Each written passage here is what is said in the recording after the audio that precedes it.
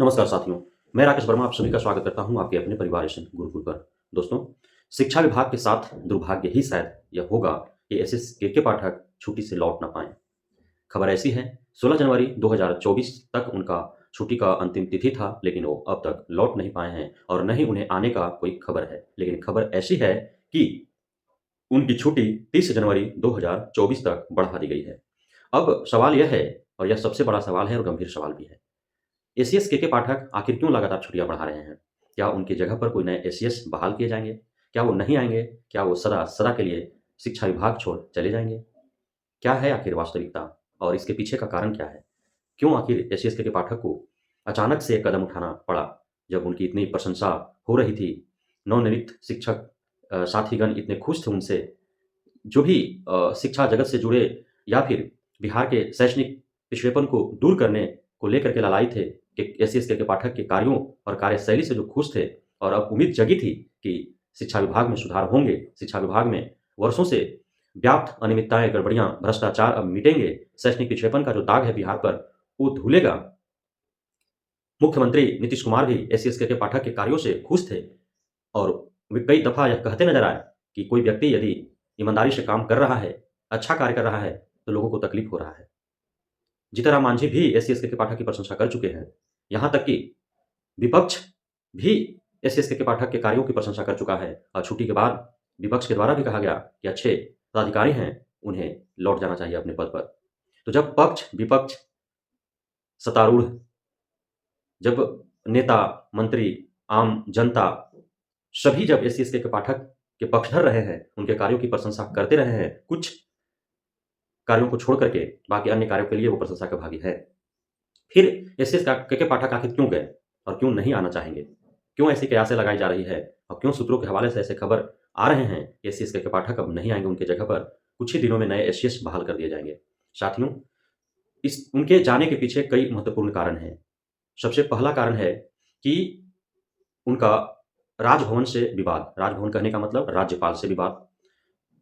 आप सभी को ज्ञात है कि जितने भी यूनिवर्सिटी होते हैं उसके कुलपति राज्यपाल होते हैं, लेकिन सभी जगह जो है एससीएस के पाठक का ही चाबुक पड़ रहा था, जो भी वहाँ पे लापरवाहियाँ हो रही थी, अनियमितताएँ बढ़ते जा रहे थे, गड़बड़ियाँ हो रही थी, जिससे राज्यपाल को लगा उनके अधिकार का हनन हो रहा है। कई ऐसे दिशा निर्देश दिए गए राज्यपाल के द्वारा जिसे असंवैधानिक करार दिया गया। उसके बाद पटना के डॉक्टर अरुण साहब के साथ बदतमीजी करते हुए उनका ऑडियो वायरल होता है, वीडियो वायरल होता है। उसके बाद पूरा डॉक्टर संगठन जो है उनके पीछे पड़ जाती है, हाईकोर्ट में केस करती है। माफ़ी माँगने का उनसे माफ़ी माँगने के लिए उनको मजबूर करने का प्रयास करती है। एक कारण है। उसके बाद सबसे बड़ा कारण जो बताया जा रहा है वह यह है कि बीपीएससी टीआरई 1 और टीआरई 2 में बहुत बड़े स्तर पर घोल-मेल हुआ है, जिसका उजागर एससी-एसटी के पाठक कर रहे थे और भविष्य में भी करने वाले थे। यदि जो बीपीएससी टीआरई 1 और टीआरई 2 में आयोग के द्वारा, बीपीएससी आयोग के अधिकारियों, पदाधिकारियों के द्वारा जो घोल-मेल हुआ है बड़े व्यापक स्तर पर, यदि उसका एससी-एसटी के पाठक खुलासा कर देते, तो कई अधिकारी, पदाधिकारियों को जेल जाना पड़ता, उन पे कार्रवाइयाँ होती, उनके भविष्य पर तलवार लटक जाते। ऐसी खबरें आई हैं। हालाँकि ये कहाँ तक सत्य है, ये भविष्य की गर्त में है, मैं सत्य की पुष्टि नहीं करता, लेकिन ये सारे कयास लगाए जा रहे हैं। सॉल्वर गैंग उनके पीछे पड़ी हुई थी। घूसखोर, भ्रष्टाचारी अधिकारी, पदाधिकारी उनके पीछे पड़े हुए थे, क्योंकि उस ईमानदार सिर्फ़ एक मात्र ईमानदार एससी-एसटी के पाठक के कारण कई बेईमानों, कई घूसखोर, कई भ्रष्टाचारी, सॉल्वर गैंग से जुड़े व्यक्तियों को तकलीफ़ें हो रही थी, उनका पेट पर लात पड़ रहा था, जिसकी वजह से ये सारे खेल खेल रहे थे, एससी-एसटी के पाठक को तंग कर रहे थे कि वे शिक्षा विभाग को छोड़कर चले जाएँ।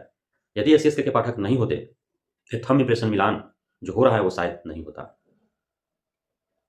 तरह-तरह के हथकंडे जो अपनाए जा रहे हैं जाँच हेतु, निंजा टेक्निक अपनाया जा रहा है, आधुनिक तकनीक के माध्यम से जाँच हो रहे हैं, जिसमें रोज़ाना सैकड़ों, हज़ारों की तादाद में फर्जी शिक्षक पाए जा रहे हैं। और इतने व्यापक स्तर पर जब फर्जीवाड़ा हुआ है और फर्जी शिक्षक जब घुसे हैं, तो बिना किसी उत्प्रेरण के वो घुस नहीं सकते हैं। प्रत्यक्ष के लिए प्रमाण की आवश्यकता नहीं होती है, और यह एससीएस के पाठक ने प्रमाण दे दिया कि कहीं न कहीं बड़े स्तर पर गोलमेल हुआ है, झोल हुआ है। इसीलिए इतने व्यापक और भारी संख्या में फर्जीवाड़ा हुआ, फर्जी शिक्षक घुसे। बीपीएससी टीआरई 1 और टीआरई 2 के बाद कि एस के पाठक का अगला जो कदम उठने वाला था, वह था नियोजित शिक्षकों पर। लेकिन भूलना नहीं है, एस के पाठक के द्वारा जो कदम उठाए गए हैं, उन्हीं पदचिह्नों पर आने वाले भविष्य में जो एस होंगे, वो चलेंगे।